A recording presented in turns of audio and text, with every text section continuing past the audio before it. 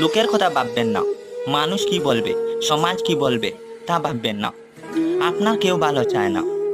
আপনি আজকে খারাপ কিছু করলে লোকে হাসাহাসি করবে, আর তুমি কিছু যদি ভালো কাজ করো তাহলে লোকে জ্বলবে এই তুমি কাজ করছো। আপনার কিছু কাজে তারা বিরক্ত হবে, কিছু আপনার গুণগান করবে সমাজের মাধ্যমে, এই মানুষ কি কাজ করছে দেখো দেখো, হাসাহাসি করবে। এটা স্বভাব।